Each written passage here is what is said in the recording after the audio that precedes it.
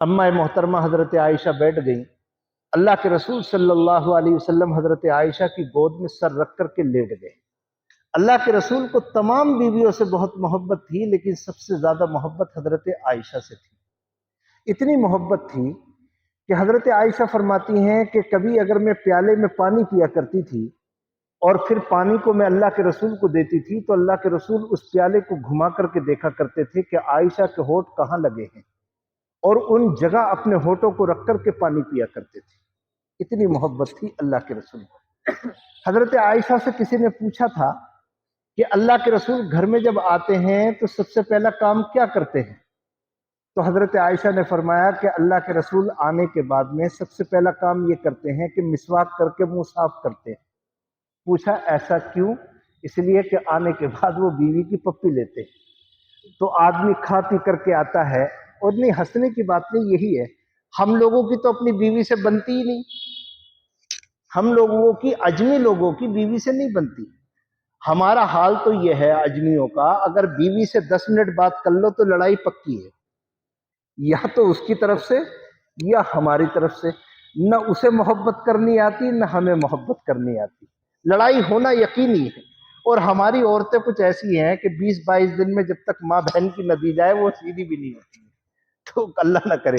तो देखिए हजरत आयशा मिसवाक करते अल्लाह के रसूल से, और हम देखिए इसमें एक सबक है।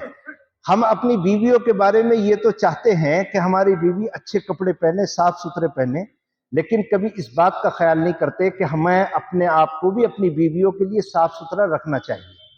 और एक मसला जब आ गई तो बात बता दूं, अगर किसी मर्द के मुंह से बदबू आती है तो औरत काजी की अदालत में दरखास्त दे सकती है कि मैं इस आदमी के निकाह में नहीं रहूंगी, मेरे निकाह को खत्म कर दिया जाए।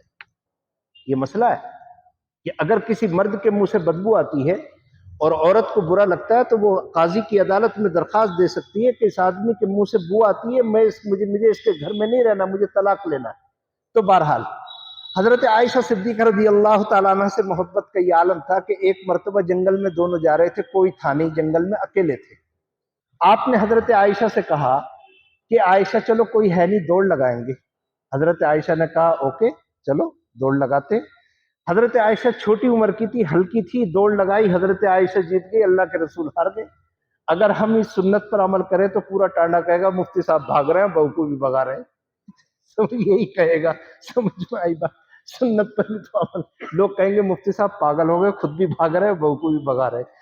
तो फिर उसके बाद में काफी जमाने के बाद में फिर उस रास्ते से जंगल से गुजर हुआ, तब भी जंगल में कोई नहीं था। अल्लाह के रसूल ने हजरत आयशा से कहा फिर एक रेस हो जाए। अब हजरत आयशा भारी हो चुकी थी, जब रेस की तो अल्लाह के रसूल जीत गए, हजरत आयशा हार गई। हजरत आयशा हारी तो उनका दिल थोड़ा सा दुखा, तो अल्लाह के रसूल ने फरमाया कि आयशा दिल बर्दाश्ता होने की जरूरत नहीं, न तुम जीती न मैं जीता, मैच तो बराबर हो गया, एक मर्तबा तुम जीती, एक मर्तबा मैं जीता।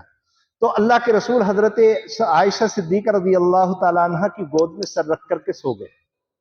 सारे लोग जंगल में हार तलाश करने के लिए निकले। इत्तिफाक की बात कि उस दिन काफिले में किसी आदमी के पास में वुजू करने के लिए कोई पानी नहीं था, और जिस इलाके में ये काफिला ठहरा था वहां भी पानी का कोई इंतजाम नहीं था, और देर इतनी हो गई कि फजर की नमाज का वक्त आ गया।